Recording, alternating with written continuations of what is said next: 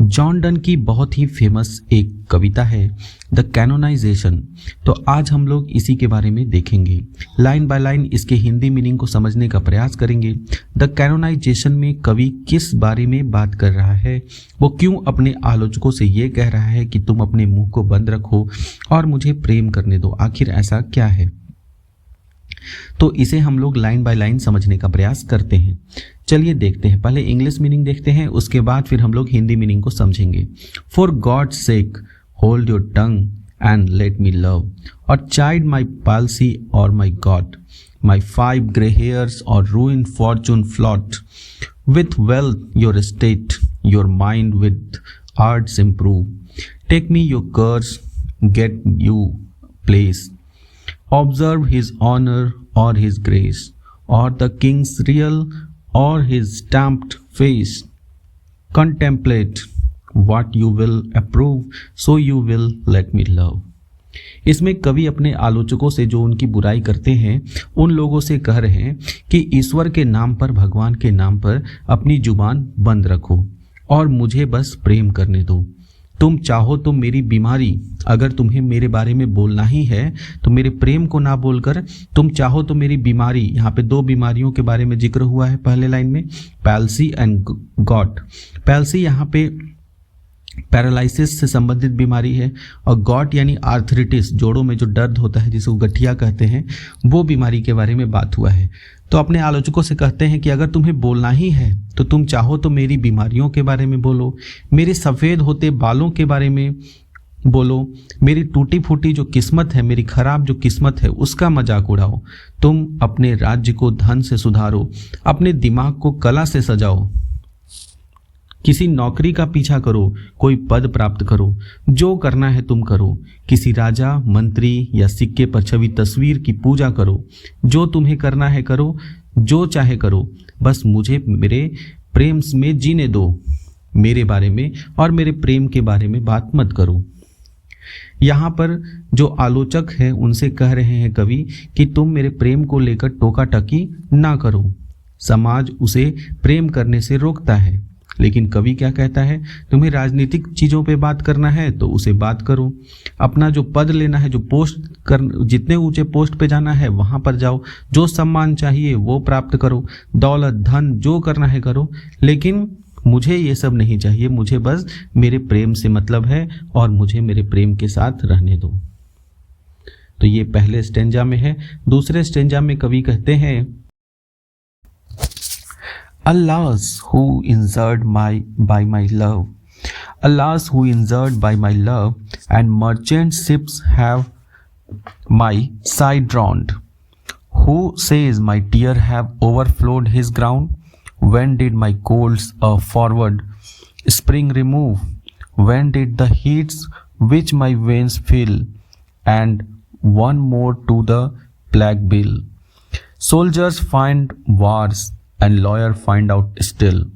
Litigious man when quarrel which quarrel move, litigious man which quarrel move, though see and I do love. इसमें कवि अब अपनी बातों को रख रहे हैं कि मेरे प्रेम के कारण किसी को नुकसान आखिर हुआ तो हुआ क्या, जो तुम लोग इतना आलोचना कर रहे हो, इतना बोल रहे हो मेरे बारे में और मेरे प्रेम के बारे में। तो कवि कहते हैं, अरे भाई, मेरे प्रेम से किसी को नुकसान तो हुआ नहीं है। क्या किसी व्यापारी का व्यापार मेरे आहों से डूब गया? आहें मतलब जो जोर जोर से सांसें लेना है। तो कवि कहते हैं कि क्या मेरी जो सांसें हैं उनसे समुद्र में कोई तूफान आया है जिससे किसी व्यापारी का जहाज डूब गया हो, जो तुम इतना परेशान हो रहे हो? क्या मेरी आंखों के आंसुओं से किसी जमीन जलमग्न हो गई है? क्या मेरी जो प्रेम में जब हम आंसू बहाते हैं, रोते हैं अपने प्यार में, तो क्या उससे इतना बाढ़ आता है जिससे किसी का घर, जमीन सब डूब गया है? ऐसा तो कुछ हुआ नहीं। क्या मेरी ठंडी आहों ने वसंत ऋतु को रोक लिया है? क्या मेरे गर्म जोश ने बीमारियों को बढ़ा दिया है? ऐसा कुछ भी नहीं हुआ। सभी अपने काम तो कर ही रहे हैं। जैसे सिपाही युद्ध में लगेंगे, सिपाही युद्ध तो करेंगे ही। वकील मुकदमों में व्यस्त रहेंगे, वकील अपना काम करेंगे। मतलब हर कोई अपना अपना ड्यूटी जो है वो तो कर ही रहा है, किसी को कोई फर्क नहीं पड़ रहा है मेरे प्रेम करने से। तो फिर दिक्कत क्या है? अगर मैं और मेरी प्रेमिका एक दूसरे से प्रेम करते हैं तो इसमें दिक्कत क्या है?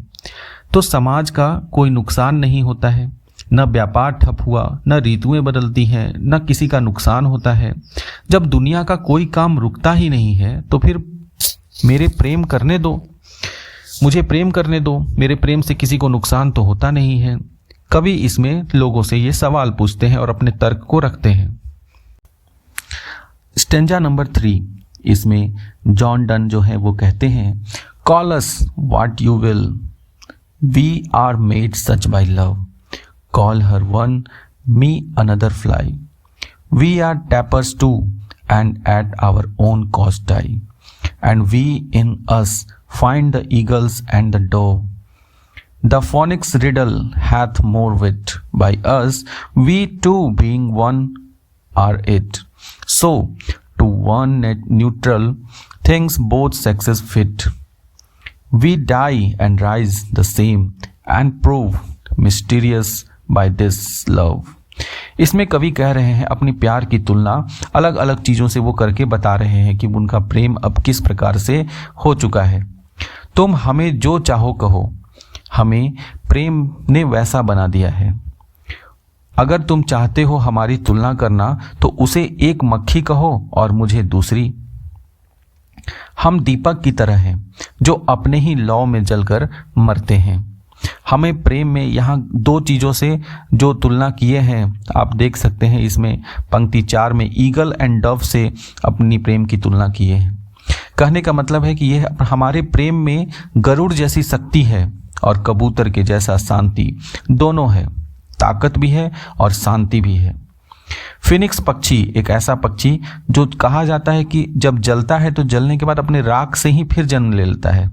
तो फिनिक्स पक्षी की पहेली हमारे प्रेम से और भी गहरी हो जाती है, क्योंकि हम दोनों एक हो गए हैं। स्त्री और पुरुष मिलकर एक शरीर हैं, 2 जिस्म एक जान। हम मरते भी हैं और फिर प्रेम में पुनः जीवित भी हो जाते हैं। इस प्रकार हमारा प्रेम एक रहस्य बन जाता है।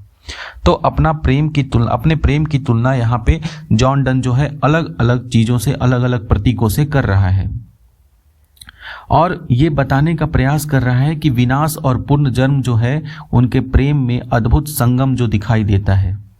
उनका यह रिश्ता दिव्य लगता है, अलौकिक लगता है। We can die by it if not live by love, stanza 4 में कवि जो है वो कहते हैं, and if unfit for toms and herds our legend be, it will be fit for verse, and if not piece of chronicle we prove, we will build in sonnets pretty rooms as well as root urns becomes. The greatest asses as half-acre tomb, and by this hymns all shall approve us canonized for love. अगर हम प्रेम से जी नहीं पाए, कवि इसमें कहना चाहते हैं, जो जॉन डन है वो कहते हैं कि अगर हम प्रेम से जी नहीं पाए तो कम से कम प्रेम के कारण मर तो सकते हैं। अगर हम स्मारक के योग्य नहीं भी हों, स्मारक मतलब कोई कब्र या मकबरा भी अगर हमको ना मिले, तो हमारी कहानी कविता के योग्य तो है। अगर हमारा प्रेम इतिहास के किताबों में दर्ज नहीं होगा, अगर इतिहास में हमारा प्रेम दर्ज नहीं होगा तो हमारी कविताएं भी हमारा स्मारक बनेंगी, यानी कि हमारी कविताओं से ही लोग हमें याद रखेंगे। जैसे एक सुंदर कलश महान राख को संभाल कर रखता है, वैसे ही हमारी कविता हमें अमर करके रखेगी और इन गीतों से लोग हमें प्रेम के संत मानकर कैनोनाइज करेंगे।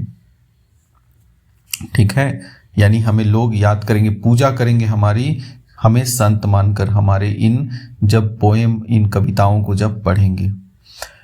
कवि इसमें मेनली ये कहना चाहते हैं जॉन डन कि भौतिक रूप से उन्हें याद करें या ना करें, कि जॉन डन नाम का भी कोई व्यक्ति था, लेकिन जब भी वो कविताएं पढ़ेंगे हमारे कविता और हमारे गीतों को पढ़ेंगे तो हमेशा इनसे वे हमें जीवित पाएंगे और हमें किसी प्रेम के संत की तरह, प्रेमी जो संत होते हैं उनकी तरह पूजा करेंगे।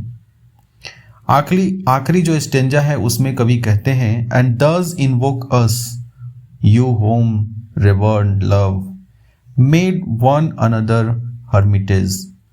You too, whom love was peace that now is raised, who did the whole world's soul contract and drove into the glasses of your ears, so made such mirror and such spies that they did all to you epitomize.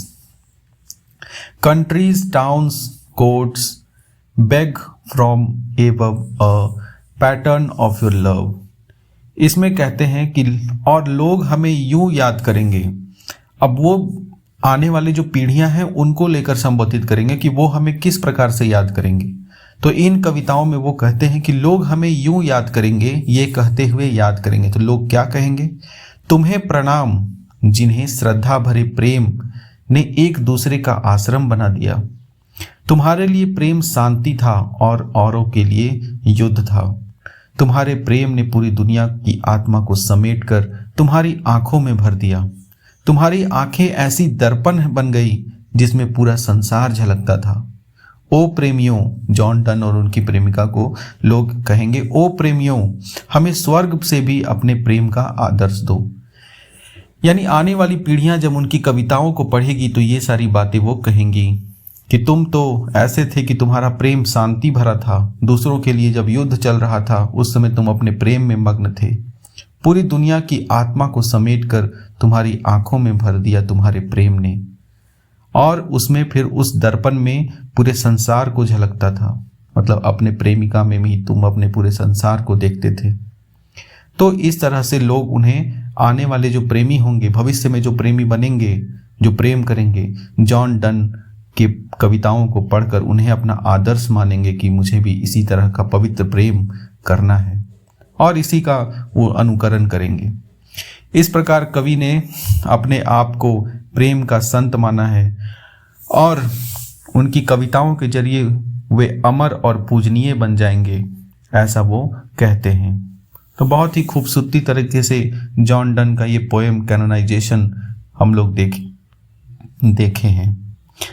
तो चलिए आज का यहीं तक रखते हैं। अगर आपको ये पोएम पसंद आया होगा तो इसे आप चैनल को सब्सक्राइब कीजिएगा। इसमें आपको सारा जो भी LT ग्रेड का सिलेबस है उसे आप पूरा मेरे चैनल पर पाएंगे। धन्यवाद।